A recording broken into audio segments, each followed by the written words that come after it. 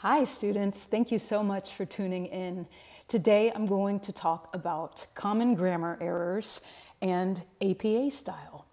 I will post all of this stuff on your My Courses page, specifically in the Dropbox that is associated with your writing assignment.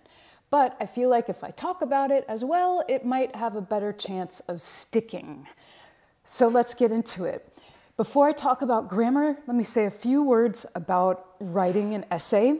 I hope that you have learned all of this stuff already, and especially you're getting to review it in your comp classes.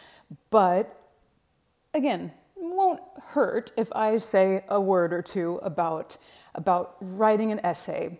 All essays should have a thesis statement. A thesis statement is a statement of the main point you are making in that essay. Whatever your main point is, that is it. It's summed up as your 1 to 2 thesis statement sentences. And a thesis statement always comes in the very first paragraph, your introductory paragraph, and it usually comes at the end of the introductory paragraph. And it should never say, I am going to talk about this, or this essay is going to talk about blank. That is not a good, strong thesis statement. You don't need to say, I'm going to talk about something, or this essay is going to talk about something. It's implicit in the fact that you're writing that essay that you are the one making that point, or that the essay is making that point. So drop the phrase, I am going to talk about, or this essay will explore or discuss, and just get to the point and say what it is. I've included in my guidelines, the Word document that I'm posting for you all, some examples of strong and weak thesis statements. One example I posted is, I will discuss the concept of invisible audience as it appears in adults. Again, that's not a strong thesis statement because you're saying that you plan to discuss this thing. Instead of saying what you plan to discuss, just say the thing that you will be discussing, the main point. So you could say, the cognitive phenomenon known as the invisible audience is not limited to adolescents as is commonly assumed. Great thesis statement because it introduces the topic and also summarizes the argument you will be presenting and supporting throughout your paper.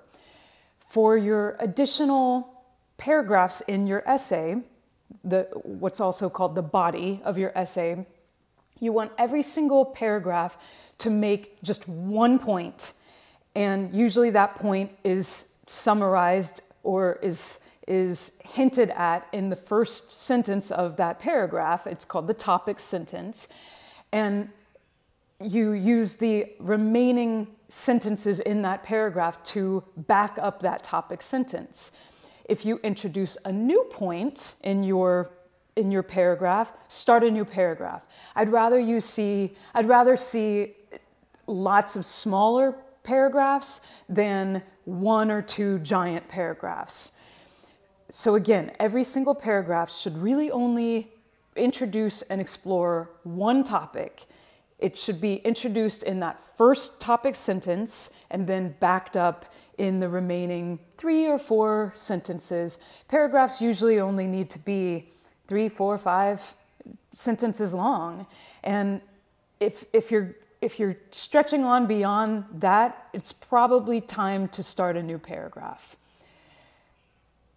If you follow those instructions, your essay should flow quite nicely, where the whole point is clear and is backed up in a very logical order from paragraph to paragraph.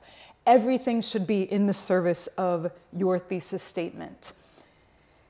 And you should close with a brief conclusion statement, paragraph, that restates everything.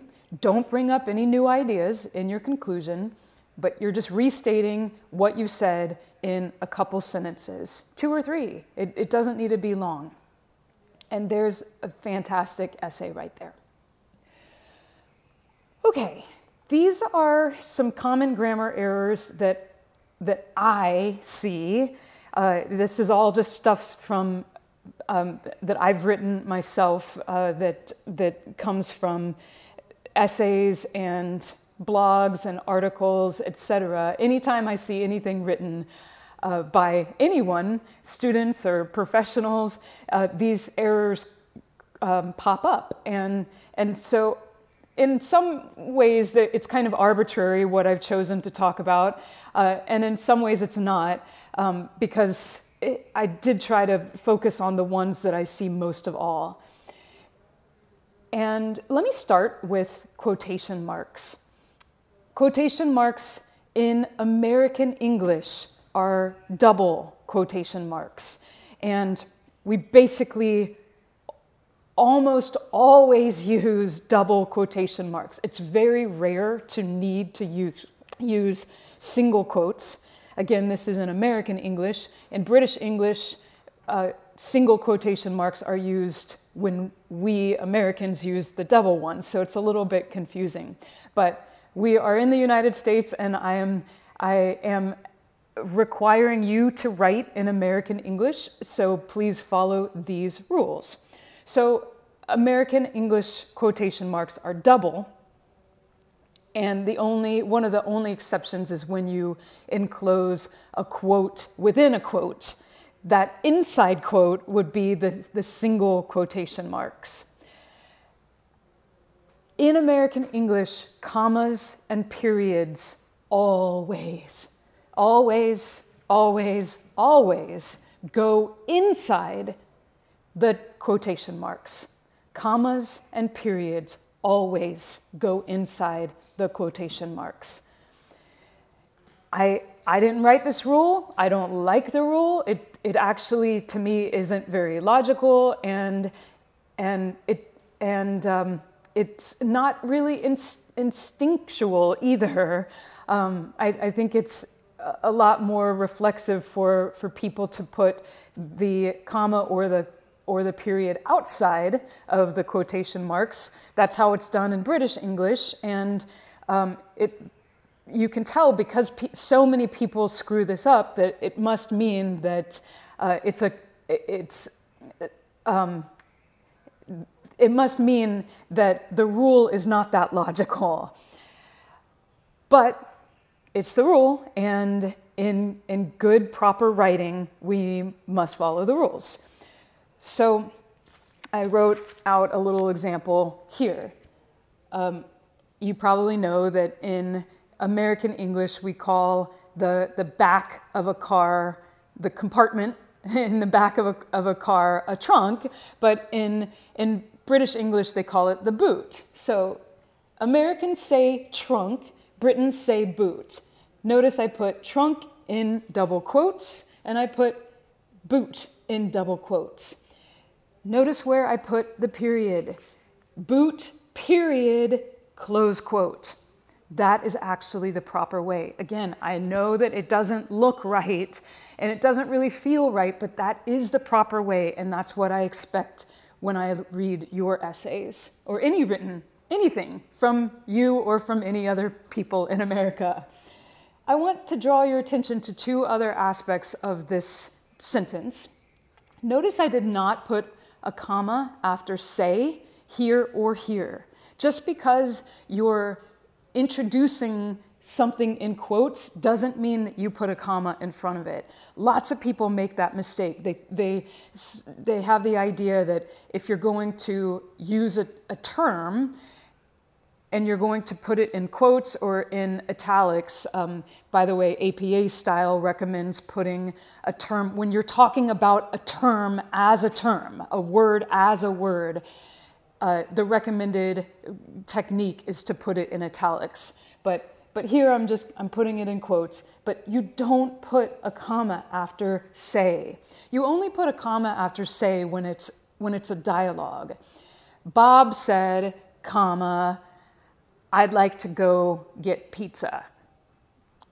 or when, yeah, again, when there's an exchange, but that's not always, that's not usually the case every single time we use the word say. So no comma after say, and then look at what I've done in the middle. That is a semicolon. Semicolons are used to link two complete sentences, also known as independent clauses. In English, what two things are required to make a complete sentence? There's just two. All you need in English is a subject and a verb, sometimes called a predicate.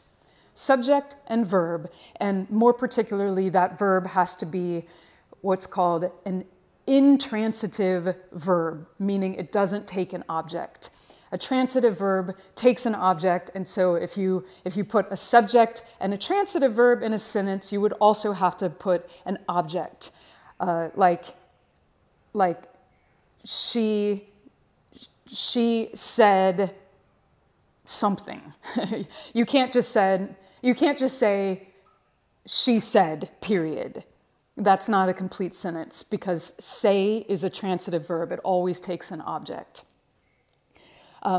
But with an intransitive verb like talk, you can just say the subject and the verb, period, and that constitutes a complete sentence. She talked, period, done. That's a good complete sentence.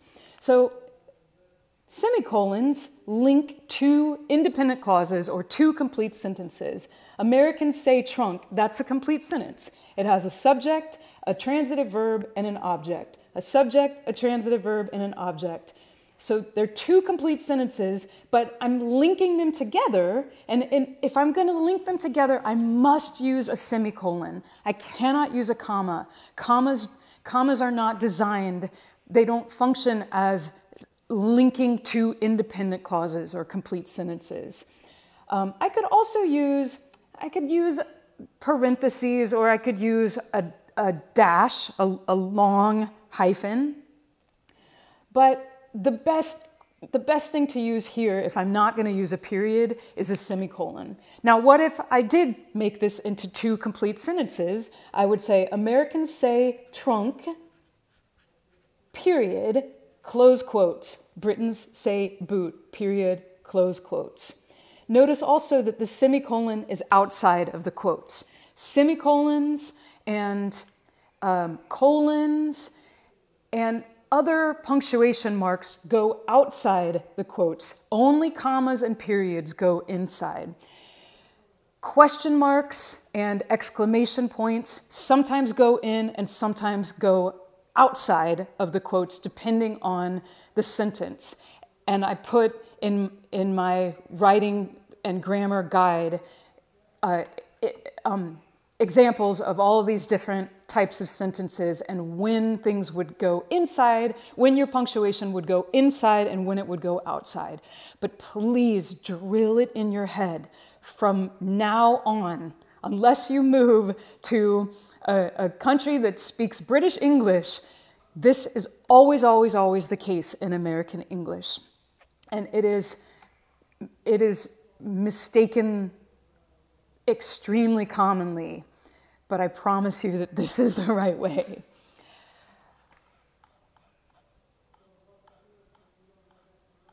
Another time that commas are always used is in something called direct address. So if I say, hello, Clarice, I'm going to put a comma after hello because I'm talking to Clarice. I am not very strict about using a comma after hello or hi because it's so common for people to drop that, and it's such a commonly used word, hello or hi, that I'm not going to be very strict about that. But when you put someone's name in practically any other context, you're going to put a comma before their name. See, Marcus, there are 2 kinds of people in this world. There are 3 kinds of people in this world, those who can count and those who cannot. Sorry. But see what I've done here? C, comma, Marcus, comma, there are. It's showing direct address. Again, that's what this is technically called, and you're going to set it out with commas. Quick sip of coffee.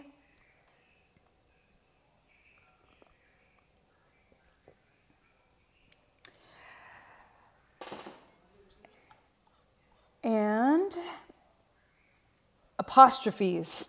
Of course, I reviewed with you in my grammar guide when to use your, Y-O-U-R, and when to use Y-O-U apostrophe R-E.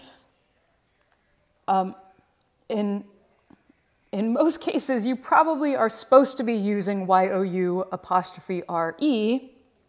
That's the biggest, I would say that's the biggest error that people make with your and your.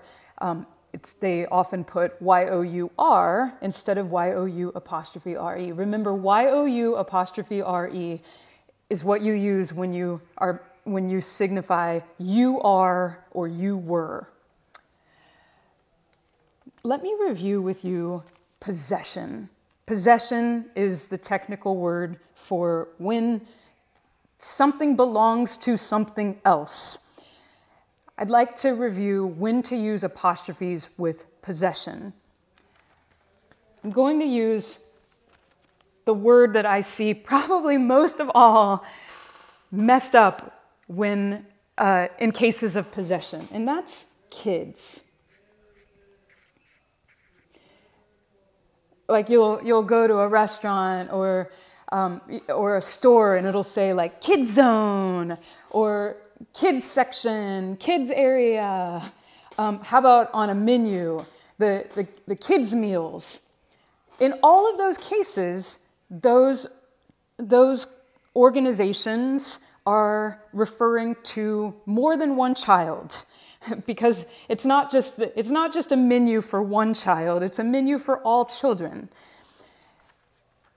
And yet they don't properly put the apostrophe that represents or that signals more than one kid. Before I explain what that is, let's go with a different example. Like, how about the word fox? How about the word fox? I'm looking at an image over there that on my wall that's a fox. And so that's what reminded me of fox. Okay, so one fox, right? Singular, one fox, many foxes. So a single fox, the fox's paw, you would write apostrophe S, the fox's paw. If you're talking about more than one fox's paw, you're going to say the foxes and put your apostrophe after the S. That is almost always the case in English, American or British English. You put an apostrophe S if the thing is singular, and you put the apostrophe after the S if it is plural. Simple. It's really not rocket science. Yet, with this word kids, especially, you see this mistaken all the time. So if I'm talking about the kids menu, the section of a menu that is for children, it would be, if it's for more than one child, I'm going to use this rule, the S apostrophe, kids menu, S apostrophe. What if I said kids, K-I-D-S, K-I-D apostrophe S menu? What does that mean? It means it's the menu for one child. It is that kid's menu, that single child's menu. So in almost every case, when you say, like when a store or a restaurant or something like that is talking about kids, a place or section devoted to kids, they mean this, K-I-D-S apostrophe. I give plenty more examples in my grammar guide, so please look at that. Another thing is, do not use an apostrophe to make a word plural. If you're just talking about more than one fox, you're not going to have an apostrophe. It'll just be, the foxes are in their den. And I don't know why we started doing that, but it is a common error in English that, that a lot of people, they think that they need to put an apostrophe before an S simply to make a noun plural. And nope, you don't. Just add the S or the ES. I should mention that I know that there are some exceptions to the rule, like when you have a plural noun that does not have an S on the end. I've been talking about children, so I'll use that. That's an example. Children is already plural. So if you're talking about a children's section, children's menu, if it said children's menu, it's going to be apostrophe S.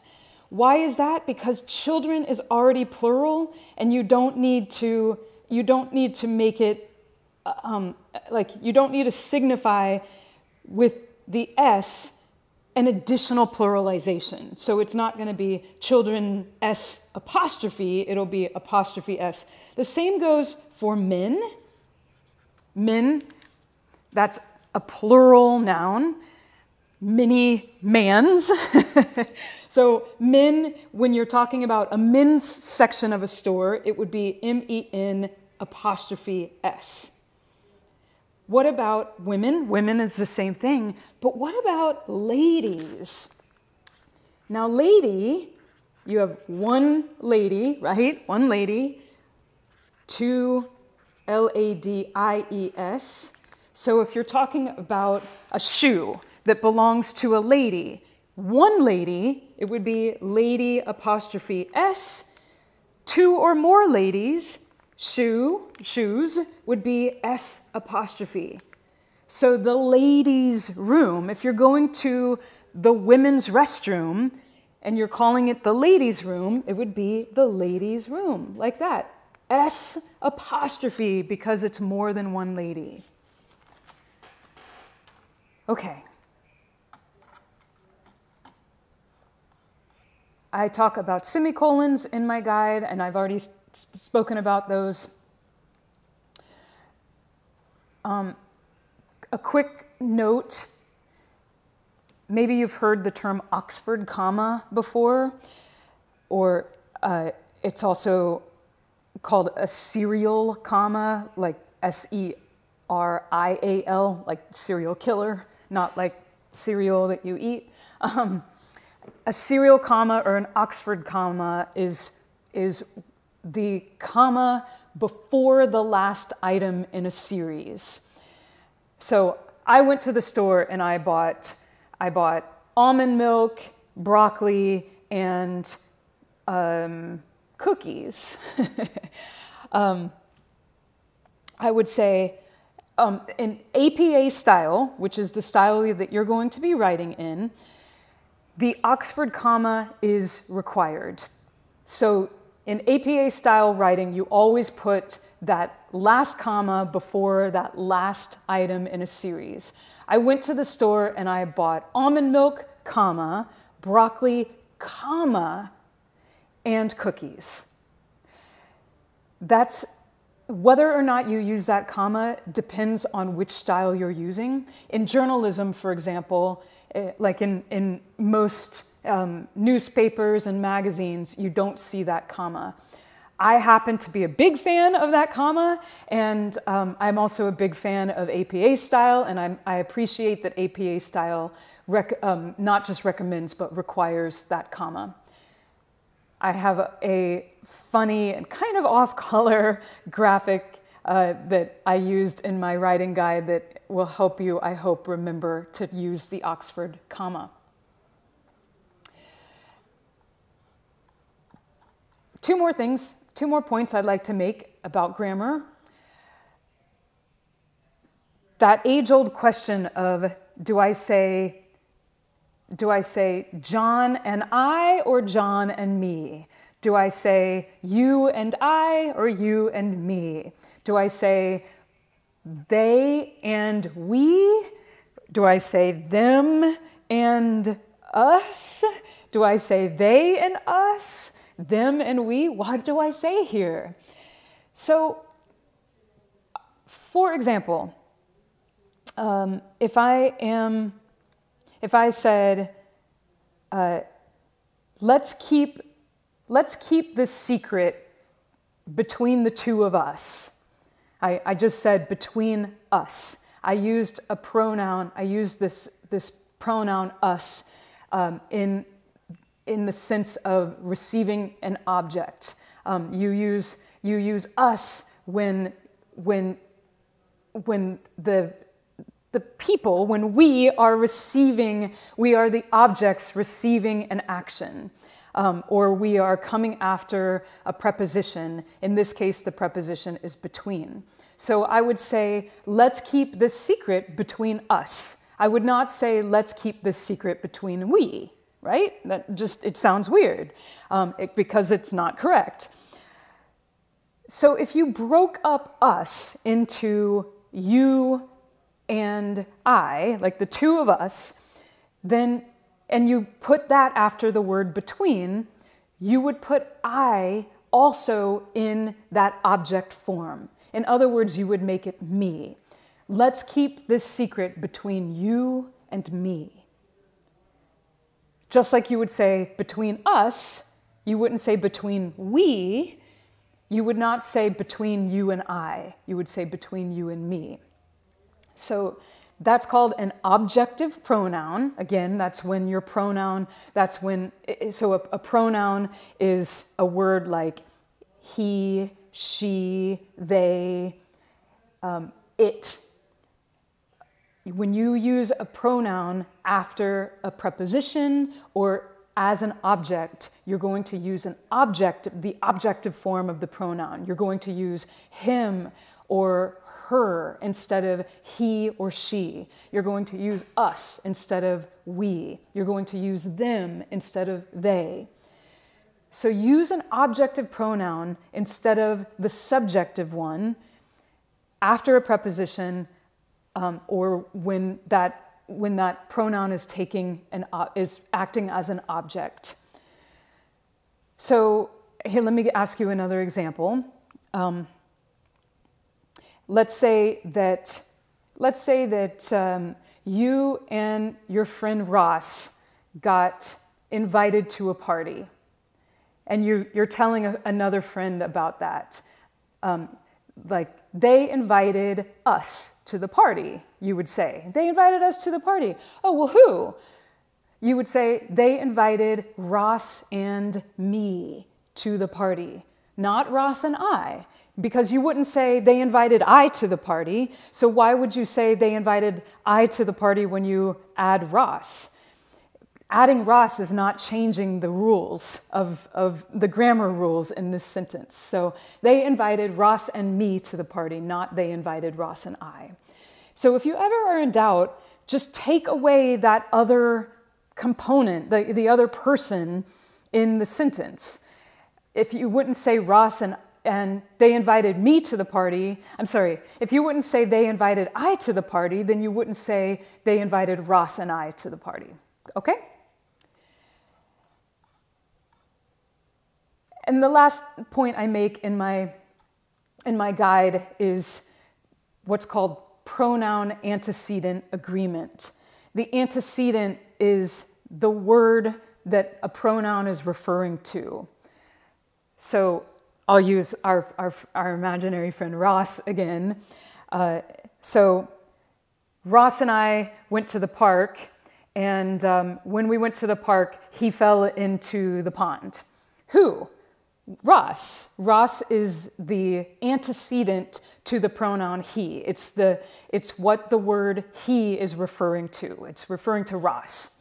So when you have an antecedent that's singular, like Ross, you're going to use a singular pronoun, he.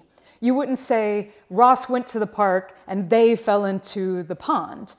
Now, in today's day and age, it is it is possible for someone to prefer, I mean, it doesn't have to, maybe somebody 100 years ago also preferred this, but it's becoming more common in today's vernacular for a person to prefer a plural pronoun if that person identifies as multigendered. If that person does not identify as strictly male or female, they might prefer to use they as the pronoun that refers to them. But in most cases, and also when you can make a safe assumption that the person can be referred to as he or she, then you're going to use that singular construction for your pronoun. The safest bet in writing is, instead of saying every student has his or her own ideas, that's cumbersome, and it takes up a lot of room, and yeah, like I said, it's cumbersome. It's better just to go ahead and make student plural. Students have their own opinions.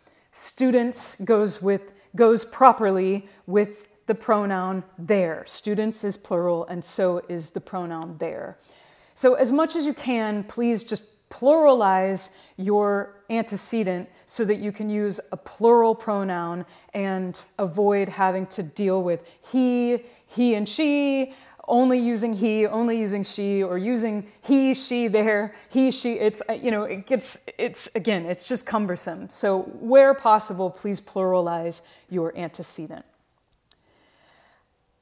I'm going to move over now to a short discussion of APA style. There are entire books written about this, and in fact, I encourage you, if you're going to be using APA style regularly, I encourage you to buy the entire manual. You can buy it online, or you can buy it in book form, in hard copy form. But it's best to just have the book instead of having to always consult the APA style blog online, which it can sometimes be hard to find exactly what you're looking for there, or to consult other grammar and APA style websites and blogs. One that I do recommend, if you don't buy the book, I recommend the APA style blog. You can find it by Googling APA style blog. Or another one is Purdue University out of, I believe, Indiana, has a really, really awesome writing lab called OWL, O-W-L, at Purdue. The something writing lab. I can't remember what the O stands for. Office? Anyway, OWL at Purdue is an awesome website to go to for all kinds of grammar questions, APA style questions, and also MLA and Chicago, other types of writing style questions as well. I'm going to post for you a PowerPoint that was mainly made by the awesome writing lab associate at the Tarpon Springs campus, Mike Cruz. If you ever have the chance to go work with Mike Cruz, I highly recommend it. I also highly recommend the writing lab workers at all campuses. They are unsung heroes, the librarians and the writing lab techs, the employees of the writing labs, all over every campus. They're amazing, and they are there for you, and you pay for them with your school. So please take advantage of this amazing resource we have in our librarians and our writing labs. So this PowerPoint was largely written by Mike Cruz. I also put in some slides and input from the librarian, one of the librarians over at the Clearwater campus, Michelle Laney. And then I myself have done some edits to this PowerPoint. So the three of us have cobbled together this little presentation for you, but it's largely the work of Mike Cruz. And an overview of APA style is, APA stands for American Psychological Association, but American Psychological Association's writing style is not just used for psychology papers, it's used for all the social sciences commonly, unless your teacher requests that you use a different style. Then the default for the social sciences is APA style. It's also one of the top 2 styles used at SPC. MLA is the other one, but APA is the other besides MLA style. So please do get to know APA style. In my opinion, and also in Mike Cruz's opinion, by the way, how would you put your apostrophe in Mike Cruz's name? His last name is C-R-E-W-S. So his last name comes with an S, but he's one guy.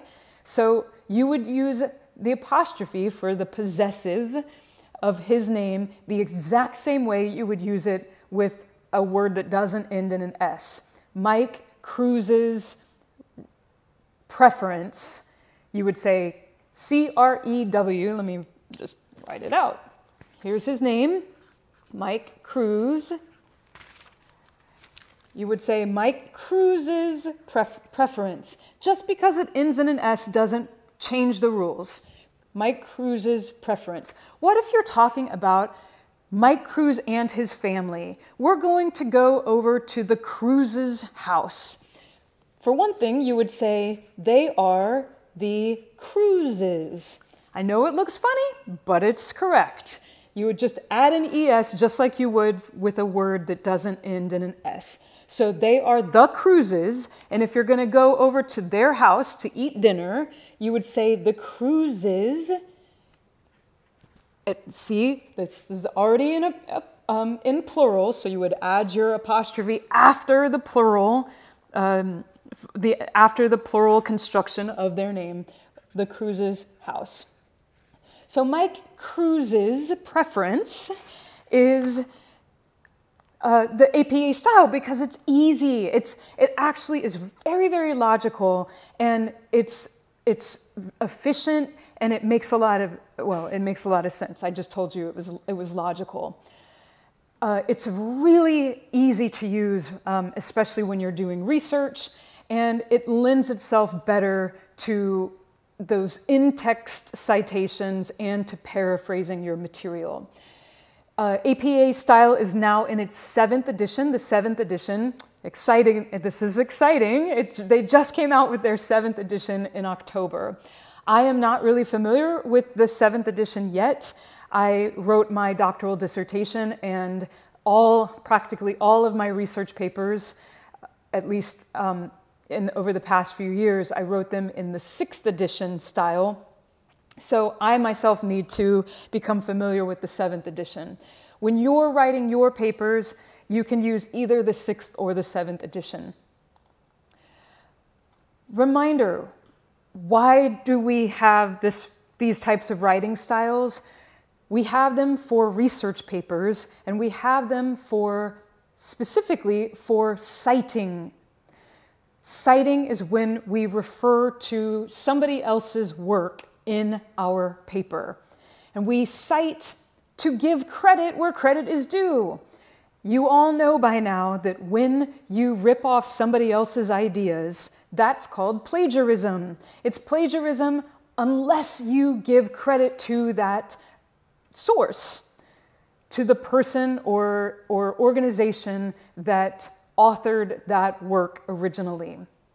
So APA style and MLA and all those other styles are a guide for how to properly give credit to that original source. And it also lets readers know where they can find out more information. When I read papers, I pretty much always look up the sources that they are referring to. Not all the sources. I mean, some papers have hundreds of sources. My doctoral dissertation has something like 270 sources.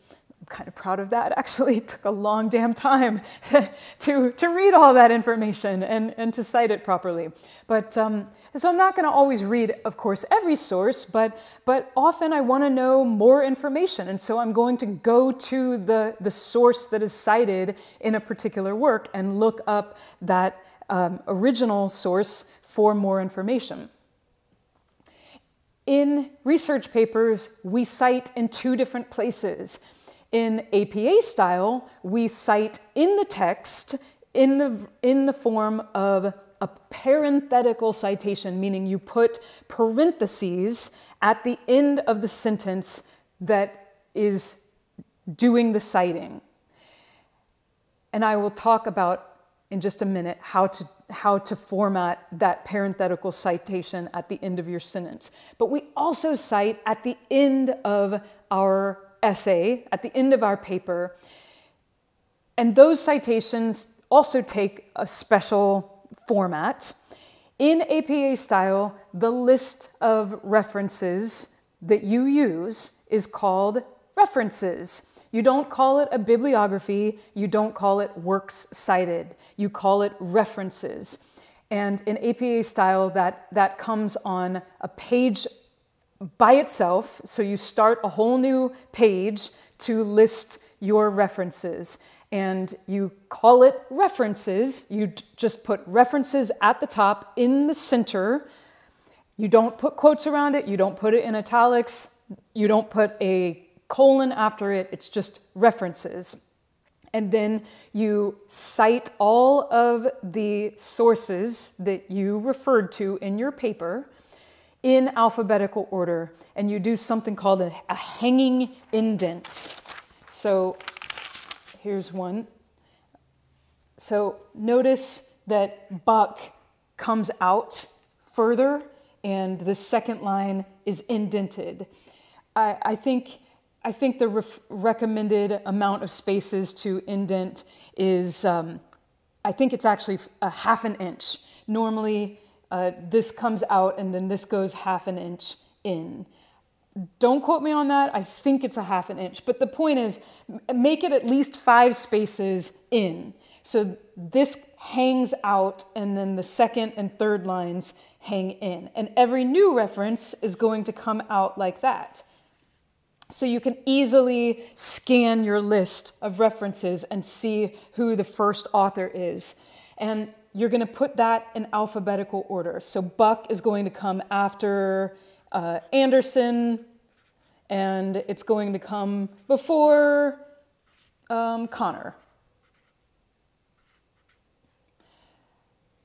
And there are a lot more rules about, well, what if you have plenty of Bucks? You know, what if you have lots of articles by, actually his name is Ross. I've been using Ross as my example. That must be why I have it in my head. What if you are citing lots of Ross Buck articles? You're going to do the earliest one first. Oh gosh. I'm pretty sure, yes, you're going to do the chronologically earliest one first. But then if Ross Buck is working with other authors, then you're going to put it in alphabetical order according to the alphabetical order of the second name. So if Buck is writing with Anderson, you're going to say Buck R, period, comma, and then you're going to do Anderson, comma, and then the first and second and third initials, however many initials that person has.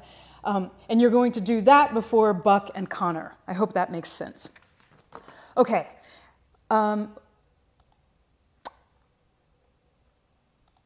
Quick word on paraphrasing and direct quotes. please try not to use direct quotes unless you're working with an excerpt or a complete sentence that is really special. Like the authors wrote it in a really unique way, and you're trying to emphasize that uniqueness. Most of the time, you don't need to direct quote any material. You can paraphrase it. It's actually a lot easier to paraphrase something because when you quote it directly, you need to make sure that every single bit of that quote is exact, is precise. You are reproducing it perfectly. And the problem with quotes is that if you're pulling a quote out of a different source, that sentence was written for that other context, not for the context that you're writing in. And so it doesn't always follow neatly. It's not always coherent with your own sentences, the sentences before and after it. So you'll probably have to change the quote anyway, so why not just paraphrase instead? Paraphrasing is when you put that content in your own words.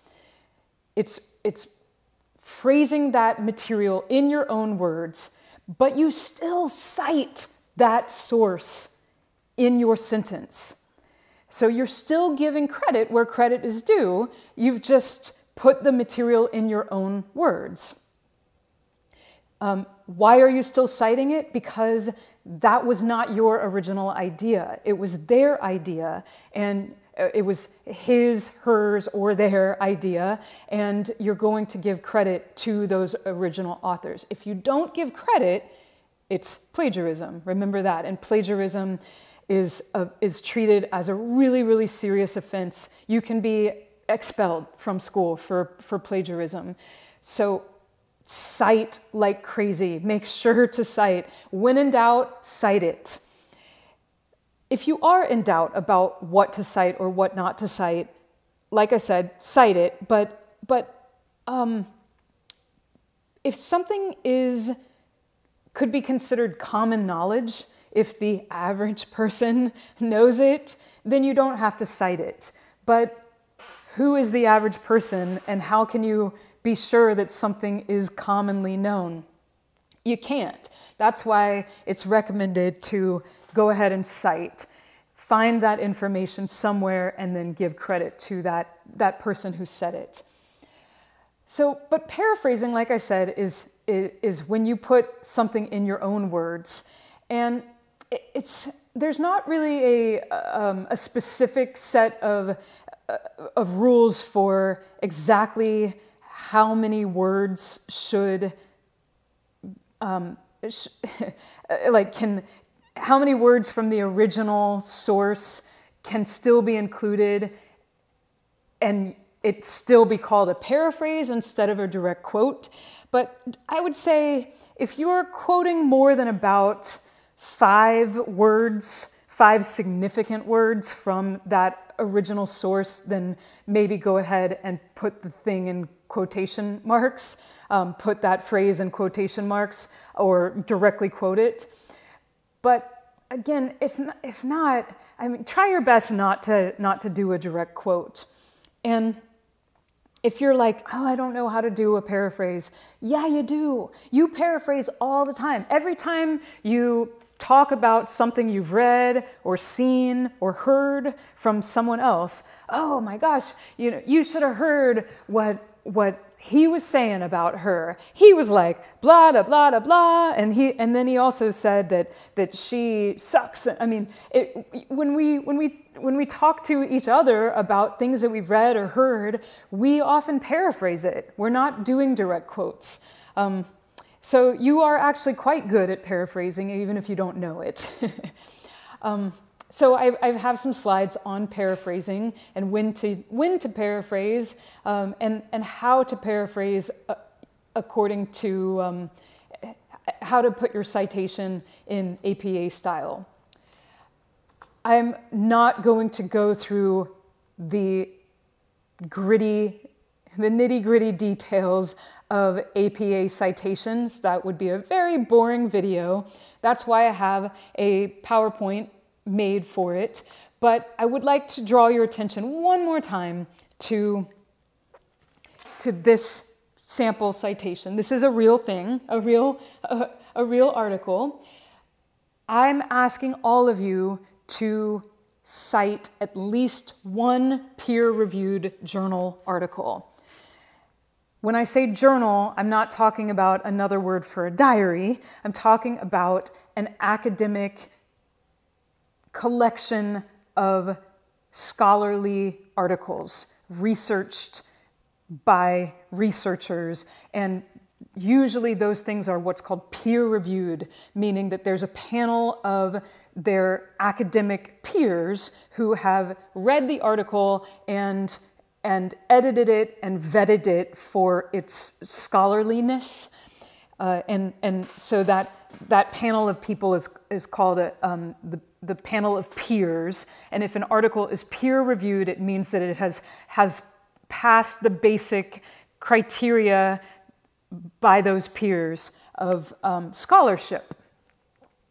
So what I'm asking you to do is to find at least one peer-reviewed journal article from a scholarly journal.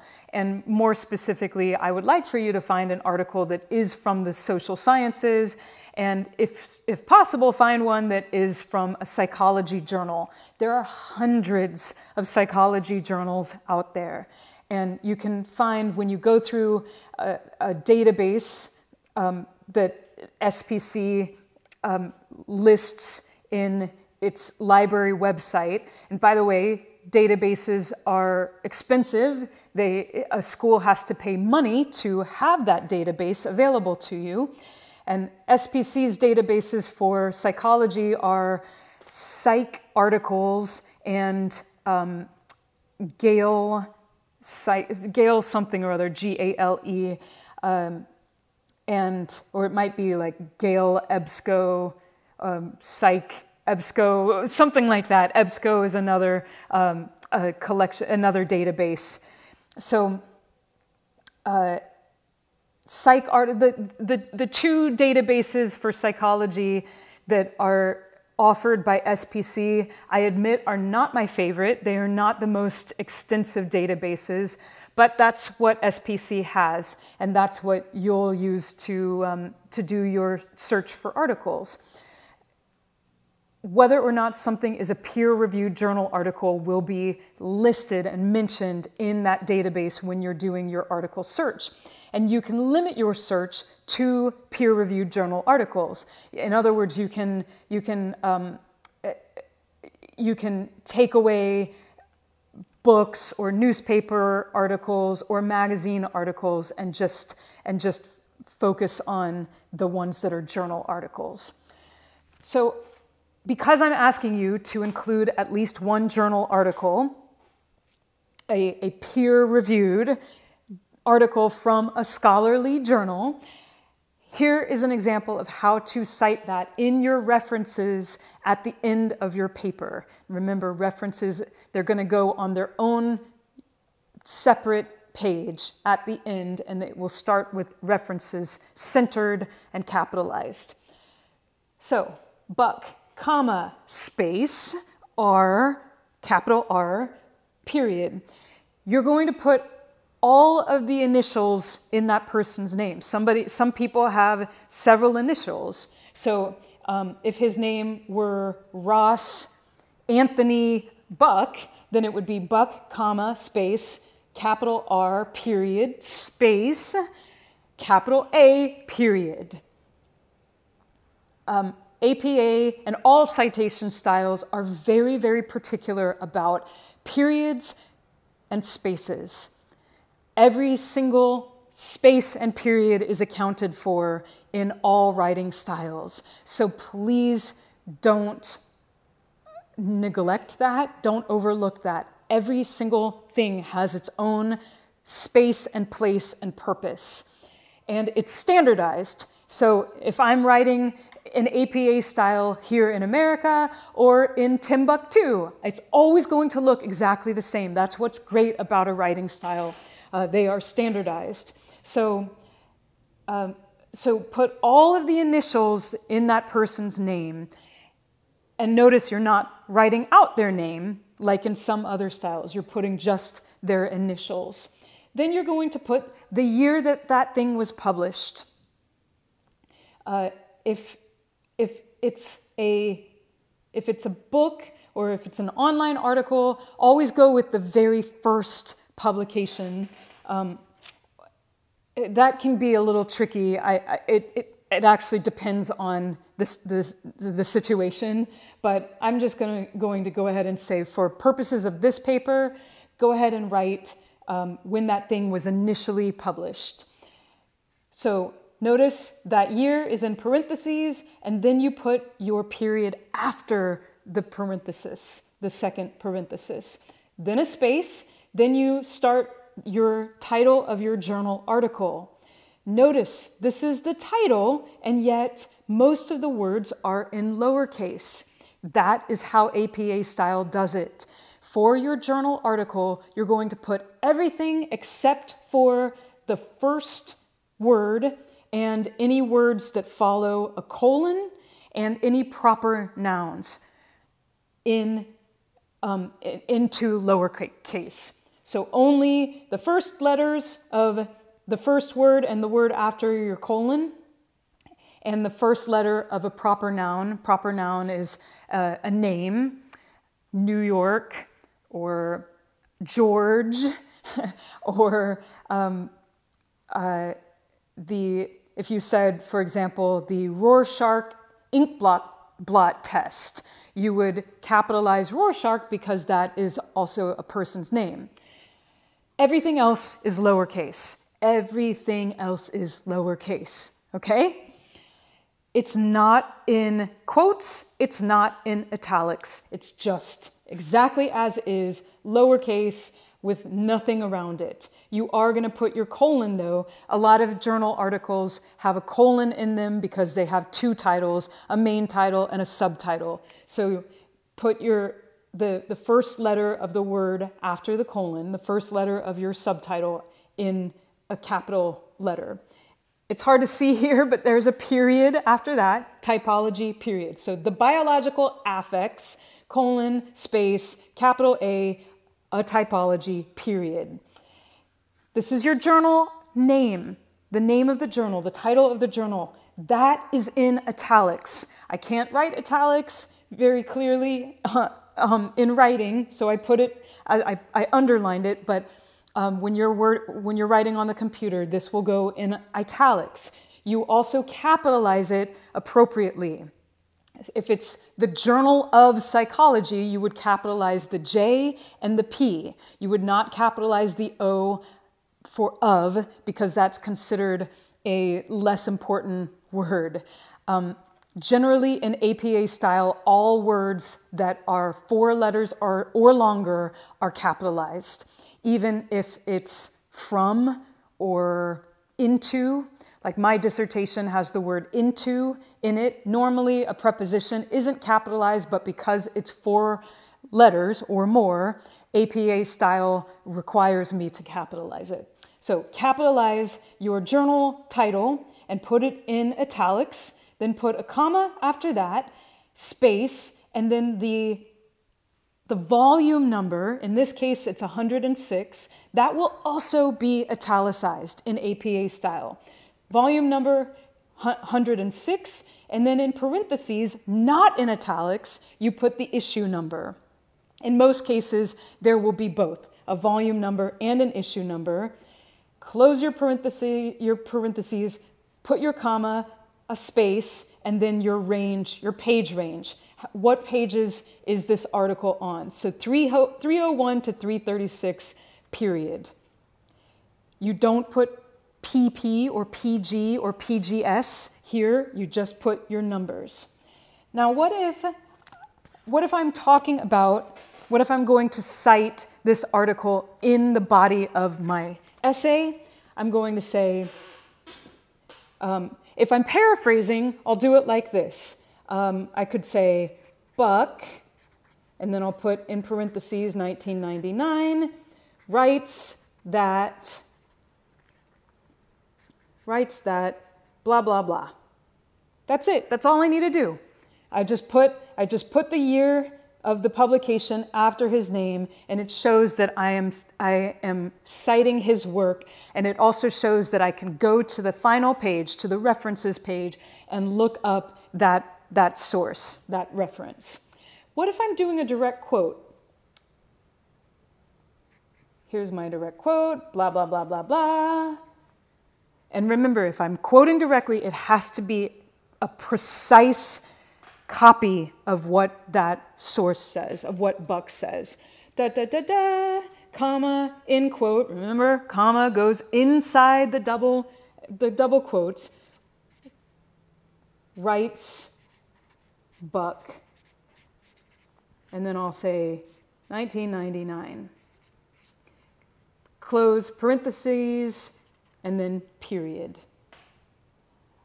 You can write this in all kinds of different ways, but just know that that's how you do your, oh, I'm sorry, I forgot to mention something. Let me cross that out. Writes Buck. When you do a direct quote, please remember this, you have to put the particular page that particular quote comes from. When you're paraphrasing, you don't have to put that particular page. That's another reason why paraphrasing is a lot easier than a direct quote. You don't have to find the very particular spot that statement was written. But with a direct quote, you do. So there's your quote. You would say, writes Buck, 1999, comma, the page rate, let's just say that I got it from 333. Page, so it's P period, not PG, P, lowercase p, period, space, 333, close parentheses, period. What if it's more than one page? Then you would put 1999, comma, PP, I know, I said PP, 333 to 334, close parentheses, period. You don't say 333-4, you do 333, sorry, hyphen is shorter than a dash, 333-334, close parentheses, period. I gave lots more examples of that in my PowerPoint presentation. And I even put, at the end of the PowerPoint, I have a little way that you can quiz yourself and spot the errors in the different citations. I also put an example of how you should do your title page. My general psych students, I would like for you to create a title page for your essay. Please do it in APA style. APA style title pages are weird.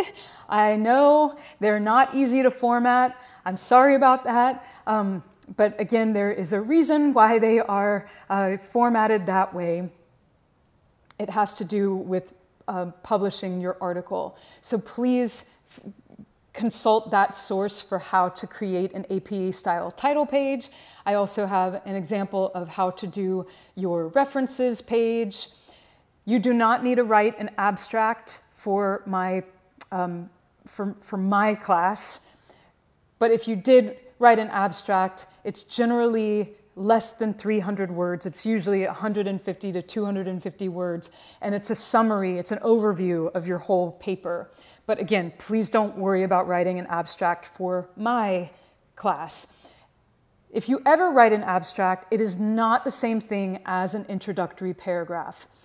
An abstract is a summary of your work, and it's listed in a database so that people can read that abstract and quickly see what that paper is all about. Again, not the same thing as your introductory paragraph. Well, I think that covers the most basic points of APA style that I would like to present to you to help you with your essay. As I said, if you have questions about APA style, I highly recommend that you go to the APA style blog first, and then OWL at Purdue, OWL, that writing lab at Purdue, PURDUE, second, or additional, you're welcome to use additional resources online, but just make sure that they're trustworthy resources. I think that is everything. If you have any questions, feel free to contact me. Thank you so much for listening. Bye.